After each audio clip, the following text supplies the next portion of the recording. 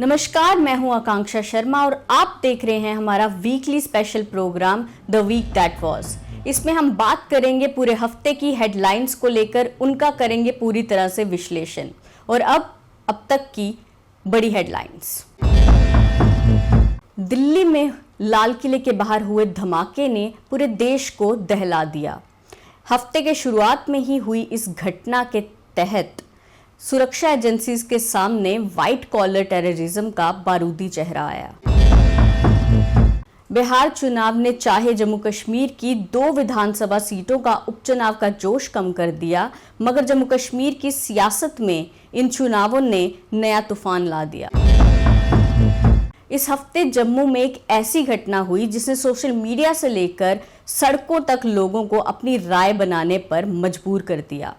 ये था एक डीएसपी और जेकेपीएस अधिकारी के साथ झड़प का मामला, जिसका वीडियो सोशल मीडिया पर वायरल हुआ। ये वीक सियासी बयानों के लिए भी चर्चा में रहा, चाहे वो फिर नगरोटा पर हो या आतंक के डॉक्टरों पर। इस हफ्ते जम्मू कश्मीर में खेल की दुनिया में एक अच्छी खबर आई। दिल्ली को जम्मू कश्मीर ने रणजी ट्रॉफी में हराया। सबसे पहले बात करेंगे दिल्ली धमाके को लेकर, जो कि लाल किले के बाहर हुआ और उसने देश का दिल तक दहला कर रख दिया।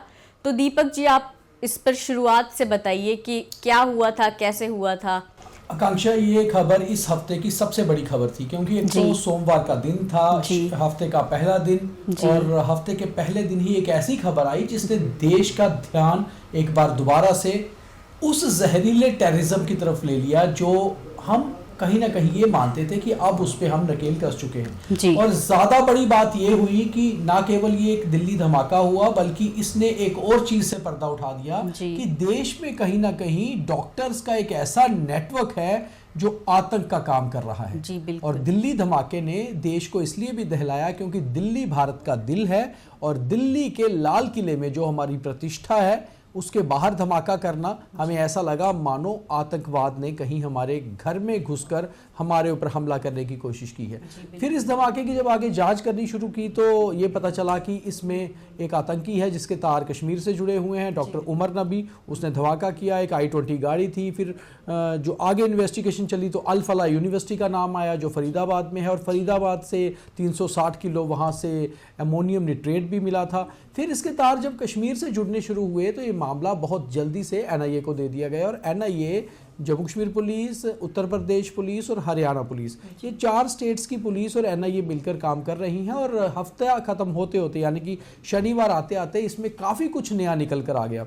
हालांकि एक अनफॉर्चुनेट इंसिडेंट भी हुआ इस हफ्ते के खत्म होते होते। शुक्रवार रात को वो इंसिडेंट ये हुआ कि नौगाम पुलिस स्टेशन जो श्रीनगर में है उसके बाहर जब उस अमोनियम निट्रेट की विस्फोटक की टेस्टिंग की जा रही थी, निरीक्षण किया जा रहा था, तो एक धमाका हो गया। और इस धमाके ने अनफॉर्चुनेट ये रहा कि दिल्ली धमाके से भी ज़्यादा नुकसान कर दिया। 9 लोगों की इसमें मौत हो गई, 28 के करीब लोग इसमें घायल हो गए, और सभी पुलिस, FSL और रेवेन्यू डिपार्टमेंट से जुड़े हुए लोग थे और सभी कर्मचारी थे। ये बहुत ही अनफॉर्चुनेट रहा। और इससे हमें सीख ये भी लेनी चाहिए कि कभी भी कुछ ऐसा होता है उसको बहुत सावधानी बरतें ऐसे केसेस में, क्योंकि विस्फोटक जो होता है वो कभी भी उसमें धमाका हो सकता है। और दूसरी चीज़ कि बम डिस्पोजल स्क्वाड्स जो होते हैं उनके बिना जो वो एक ख़ास इक्विपमेंट वेयर करके एक ख़ास वर्दी में जाकर ऐसी चीज़ें करते हैं, तो उसके बिना कभी भी आप ऐसा कुछ नहीं करें। खैर ये सिक्योरिटी फोर्सेस बेहतर समझते हैं, मगर ह्यूमन एरर था, एक चीज़ हो गई। मगर ये हफ्ता पूरा जो था इसने देश का ध्यान इसी तरफ खींचा कि दिल्ली धमाका केवल एक धमाका नहीं था हमारे लिए। हालांकि एक तरह से देखा जाए तो दिल्ली धमाका ये भी कहा जा रहा था कि एक सडन धमाका था, बौखलाहट में किया गया धमाका था। उसने चाहे नुकसान किया, मगर उसने एक चीज़ हमें बता दी कि हमारी सुरक्षा एजेंसियों ने काम किया था, और शायद हमने एक बहुत बड़ी घटना जो मुंबई 26/11 जैसी दिल्ली ब्लास्ट हो सकते थे उसको रोक लिया। और साथ ही साथ हमने बहुत सारे टेरर लिंक्स एक टेरर मॉड्यूल को हमने बस्ट कर दिया जब वो बस्ट हुआ। और अब अभी आकांक्षा मुझे लगता है जो नेक्स्ट वीक है अभी ये कल से शुरू होगा। इस हफ्ते भी इसी खबर पे ज़्यादा चर्चा रहेगी क्योंकि अभी इन्वेस्टिगेशन चल रही है और हर रोज़ नए खुलासे हो रहे हैं। जैसे पठानकोट से एनआईए ने एक डॉक्टर पकड़ा, वो भी उन डॉक्टर से बात किया करता था। तो ये डॉक्टर का एक वाइट कॉलर टेरर ऐसा नेक्सस है जिसमें बहुत खुलासे होंगे और शायद ये एक बहुत बड़ा नेटवर्क था, मगर कामयाबी जो भी है एनआईए को या भारतीय सुरक्षा एजेंसियों को मिली है। बिल्कुल। तो अब बात करें हम चुनाव को लेकर, बिहार चुनाव हुए, हमारा नगरोटा बड़गांव चुनाव, वोटिंग भी हुई, उसके रिजल्ट्स भी आ गए, तो उसको लेकर आप क्या कहेंगे? देखो, सोमवार को जैसे देश दहला वो धमाके से, तो मंगलवार चुनाव भी थे। मंगलवार एक चुनाव मोड में भी चला गया देश। खासतौर पे बिहार चुनाव बहुत इंपॉर्टेंट माने जाते थे क्योंकि ये माना जाता है कि भारत की सियासत की शुरुआत दरअसल नालंदा से हुई थी। चाणक्य अगर हम नीति की बात करें तो बिहार में मानी जाती है, तो इसलिए सियासत को भी बिहार से जोड़कर देखा जाता है। और बिहार के साथ साथ जम्मू कश्मीर के भी 2 उपचुनाव थे, बडगाम कश्मीर में और नगरोटा जम्मू में। तो हालांकि कहीं ना कहीं इसका जोश कम दिख रहा था क्योंकि एक बड़ी स्टेट में चुनाव थे, मगर जम्मू कश्मीर के लोगों के लिए या हमारे अपने लिए ये चुनाव बहुत बड़े चुनाव थे क्योंकि दोनों पार्टियां, जो एक पक्ष में है नेशनल कॉन्फ्रेंस और जो विपक्ष में थी बीजेपी, उनकी नाक और इज्जत सब नाक और साख दांव पर लगी हुई थी। हालांकि चुनाव बहुत अच्छा रहा, अच्छे प्रतिशत में लोगों ने वोट किया और जो रिजल्ट्स आए फिर शुक्रवार को, उसने सबको हैरान करके रख दिया। तो वो जम्मू कश्मीर के लिए एक और बड़ी खबर हो गई क्योंकि जम्मू कश्मीर की दरअसल सियासत में उसने थोड़ा सा तूफान जरूर लाया। नेशनल कॉन्फ्रेंस जो जम्मू कश्मीर में सरकार चला रही है, दोनों सीटें हार गई और हार के पीछे एक जगह उनके अपने एमपी का ही रोल बहुत बड़ा रहा और दूसरी जगह नेशनल कॉन्फ्रेंस का खुद का रोल रहा।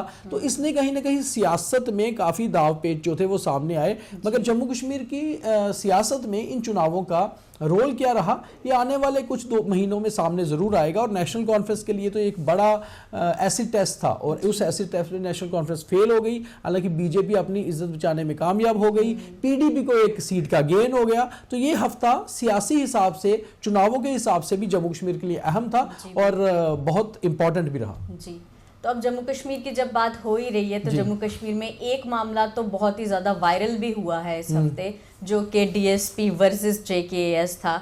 तो उस पर आप क्या कहेंगे सर? देखो आकांक्षा, मुझे लगता है कि कुछ चीज़ें ऐसी होती हैं, कुछ इंसिडेंट ऐसे होते हैं, वो चाहे छोटे होते हैं, वो लोगों पर बड़ा प्रभाव डालते हैं और वो प्रभाव इस तरह से डालते हैं कि सोशल मीडिया पर बहुत चलते हैं। तो जैसे ये मामला था ना, ये मामला चुनावों और दिल्ली ब्लास्ट से ज़्यादा सोशल मीडिया पर छाया रहा जम्मू में, क्योंकि जम्मू का लोकल था, दोनों जेकेएस ऑफिसर भी लोकल थे, जो डीएसपी थे वो भी लोकल थे। और ऐसे में क्या होता है कि आजकल सोशल मीडिया पर आप हर कोई ज्ञान बांटने की कोशिश करता है, तो काफ़ी ज़्यादा वायरल होते रहे, किसी ने उसका पक्ष लिया, किसी ने उसका पक्ष लिया।